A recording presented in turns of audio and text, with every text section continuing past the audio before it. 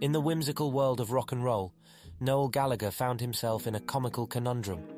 Despite his aversion to the rock and roll lifestyle, he couldn't resist the tantalizing idea of reuniting Oasis, the legendary British band he had co-founded with his brother Liam. However, Noel's attempts to bring the band back together were nothing short of hilarious. Armed with determination, Noel sat down, ready to reach out to his estranged brother. But as he dialed Liam's number, a strange thing happened. The call redirected to an Indian takeaway. Hello? A bewildered voice on the other end answered. Noel, momentarily taken aback, stuttered, yeah, is this Liam Gallagher? Nah, mate. The voice replied with a chuckle. This is Rajesh from the Oasis Curry House. We don't have no rock stars here, just some killer samosas. Noel scratched his head in confusion. How on earth had Liam's number gotten mixed up with an Indian takeaway? Was this some sort of cosmic prank?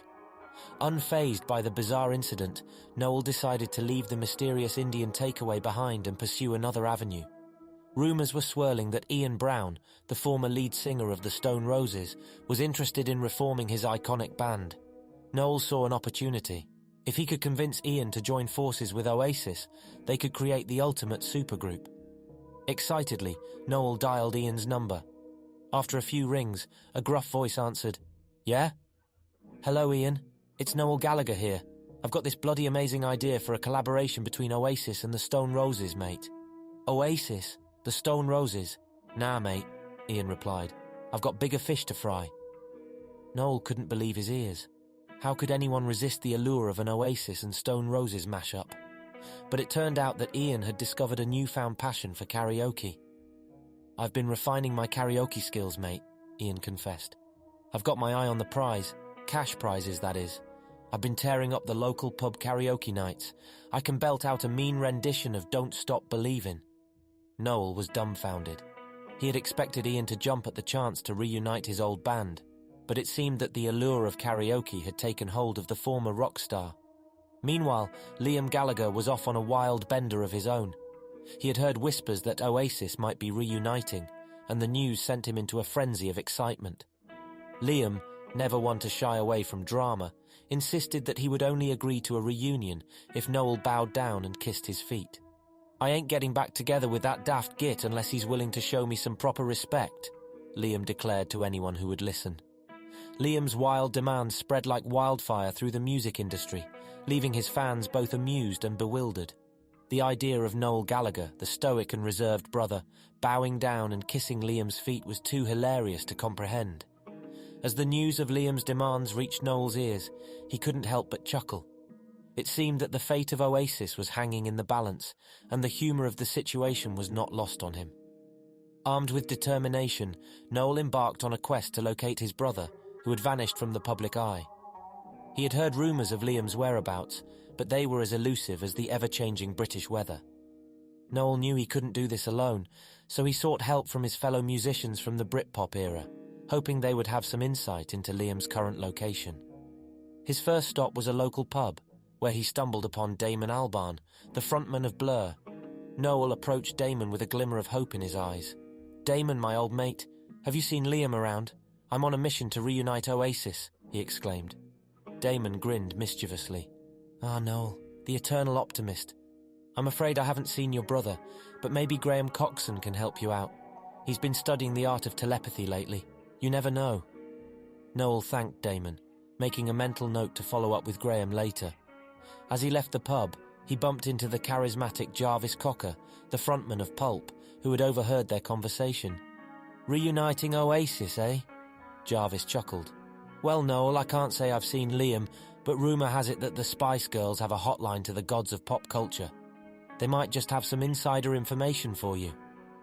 Grateful for the tip, Noel made his way to the Spice Girls rehearsal studio. As he walked in, he was greeted by a whirlwind of colour and energy.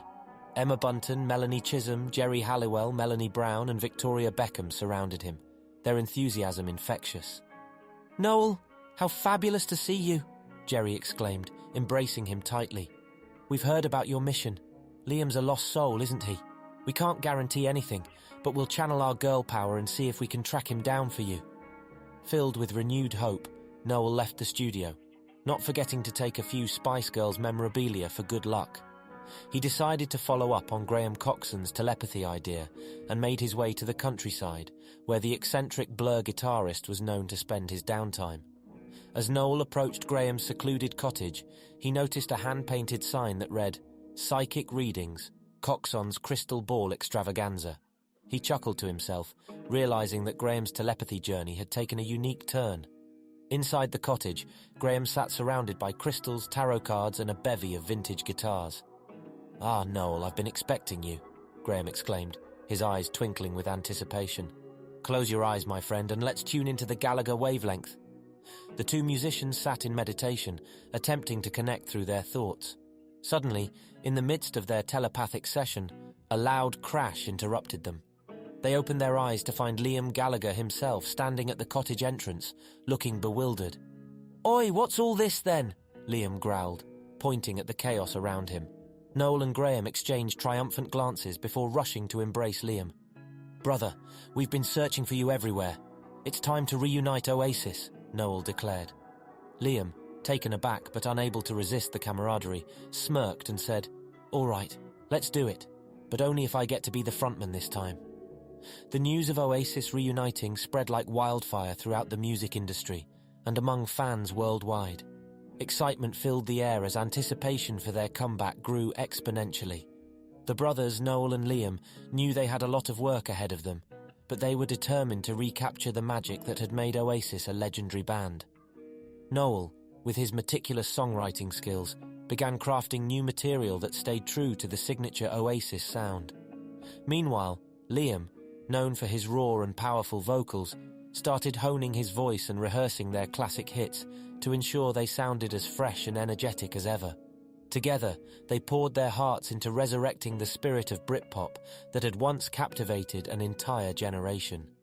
As news of Oasis's revival spread, other musicians from the Britpop era began flocking to Noel and Liam, eager to join the journey. Damon Albarn, Jarvis Cocker and the Spice Girls all offered their support, with Damon even offering to produce their new album. The camaraderie among these iconic figures sparked a comical dynamic, with playful banter and friendly rivalry resurrecting the spirit of the Britpop era. During the recording process, Noel and Liam found themselves constantly bickering and teasing each other, just as they had in the heyday of Oasis. Their brotherly bond was a mix of love and frustration, but it fueled their creative energy and added a touch of humor to the studio sessions. The other musicians in the studio often found themselves caught in the middle, attempting to mediate the occasional squabbles while trying not to laugh at the brothers' witty exchanges. Amidst the chaos, Noel and Liam rediscovered their shared love for music and the undeniable chemistry that had made Oasis so beloved. They recognized that their differences were what had made their music unique and powerful in the first place. Their reunion wasn't just about reliving the past. It was about creating something new and relevant that would captivate both longtime fans and a new generation of listeners. Finally, the day arrived when Oasis was ready to take the stage once again. The atmosphere at their highly anticipated comeback concert was electric. As the lights dimmed, the crowd erupted with excitement. Noel and Liam, side by side, stepped onto the stage, guitars in hand, and began to play. The sound of their music reverberated through the venue, carrying the essence of Britpop's glory days. Fans sang along, their voices harmonizing with the powerful choruses that had become anthems of a generation. The energy in the air was tangible as the band poured their hearts and souls into each song, fueled by the joy of being reunited and the love of their fans.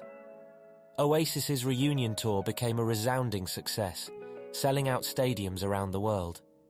The band's infectious energy, combined with the timeless quality of their music, touched the hearts of fans old and new. The comical moments and playful interactions between the band members during interviews and performances became legendary tales that added an extra layer of charm to their comeback story.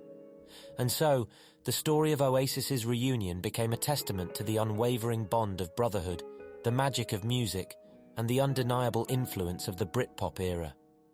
As the final chords of their concerts echoed through the night, it was clear that Oasis had reclaimed their place as one of the greatest bands in rock and roll dreams, as Noel got up out of bed, relieved that it was all a fairy tale. Or was it? Leaving his Jerry Spice doll tucked up nicely in his duvet.